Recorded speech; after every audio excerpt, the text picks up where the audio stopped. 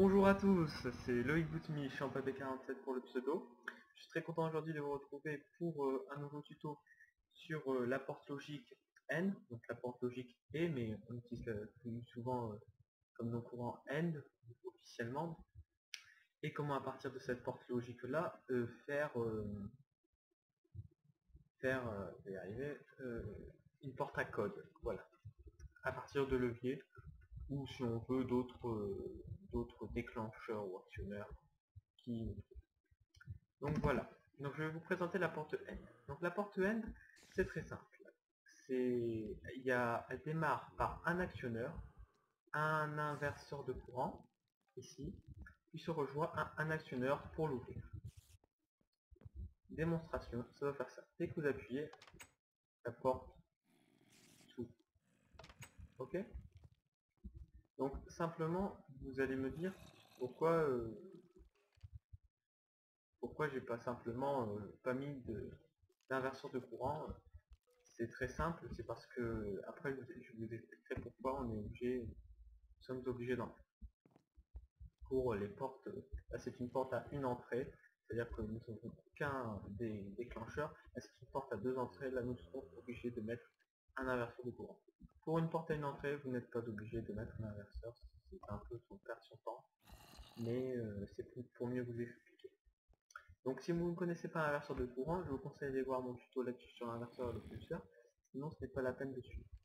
Donc voilà, la porte a une entrée, donc elle est alimentée par une torche alimentée ce bloc-là, ce qui va éteindre la torche, donc le courant ne passe pas. Et dès que je vais alimenter ce bloc avec la torche, cette torche va s'éteindre, qui n'alimentera plus celui-là, ce qui va donc laisser allumer cette torche, et donc la porte va s'ouvrir. Éteindre, donc celle-là peut s'allumer, et donc ça s'ouvre. Voilà. Donc voilà la vraie explication. Maintenant pour la porte à deux entrées. C'est simple. Ça va nous servir justement pour faire des codes. C'est-à-dire que si, si les deux sont fermés, ça donne rien du tout. S'il y en a un qui est ouvert, ça donne rien du tout. Si ça donne rien du tout. Il faut forcément que les deux soient ouverts pour que la porte soit justement ouverte. Voilà.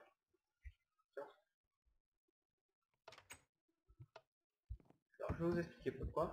Alors simplement, nous sommes obligés de mettre un inverseur de courant, car le but est que nous cherchons que cette torche soit allumée pour que la porte s'ouvre. Donc forcément, si cette torche est toujours alimentée par une autre torche allumée, et ben elle ne s'allumera pas.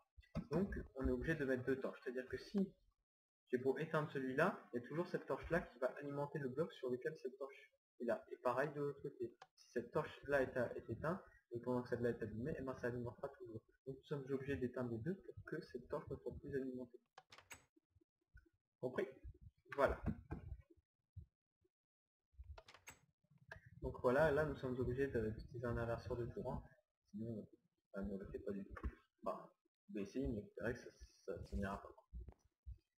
Et après on peut y aller même à plus, nous pouvons y aller à porte end à 3 entrées, c'est-à-dire même voire plus, nous verrons après. La porte à 3 entrées, c'est-à-dire c'est la même chose, sauf qu'on rajoute une entrée en plus. C'est-à-dire que là, on a beau en éteindre les deux sur les côtés, il y aura toujours celle-là qui sera allumée pour alimenter cette torche, plutôt éteinte, donc il faudra l'alimenter pour qu'elle puisse s'ouvrir. Et vous pouvez même, comme je vous dis, en mettre plus, hein, c'est juste de l'organisation dans votre truc, comment vous allez les mettre. Moi j'en mets une ici, donc vous pouvez les mettre sur les côtés, vous mettez un truc ici, voilà, qui vient toujours alimenter ici, enfin, c'est une organisation. Qu'est-ce que je dis voilà, pas mal. Alors maintenant, comment faire la porte à code?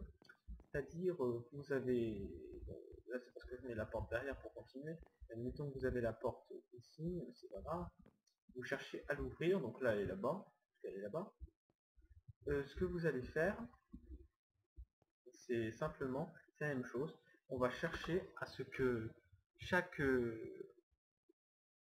les leviers, à chercher à ce que quels sont l'ensemble des leviers à toucher. Donc en l'occurrence, vous voyez, ici c'est celui-là, et celui-là, ce qui va ouvrir la porte.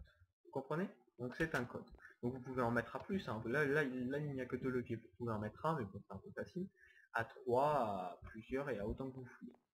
Donc j'espère déjà que là, en gros, vous avez compris, c'est exactement la même chose, sauf que vous en mettez plusieurs juste pour piéger, et que évidemment, celui-là, c'est comme s'il était là, sauf qu'il faut l'élever, donc c'est pour ça que j'ai mis plus de cubes ici, et pour pas que ce mélange la redstone, j'ai dû un peu l'écarter sur le côté comme ça. Donc comme vous avez pu le voir, ici il y a celui-là elle va venir éteindre celle-là. Voilà, elle va venir éteindre cette torche là. Ensuite celle-là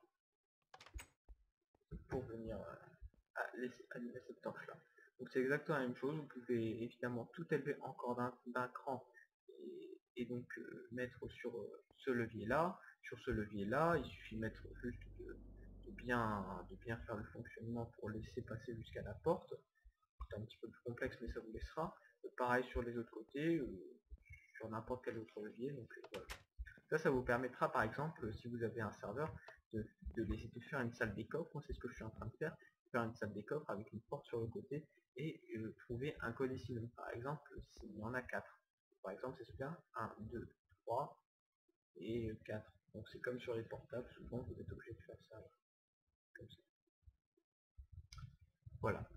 Donc merci, j'espère que ce tuto vous aura plu, dites-moi ce qui ne va pas, posez-moi des questions, commentaires, je referai un nouveau tuto là-dessus, je vous informerai pour tout ce qui ne va pas. Et voilà, merci beaucoup, au revoir.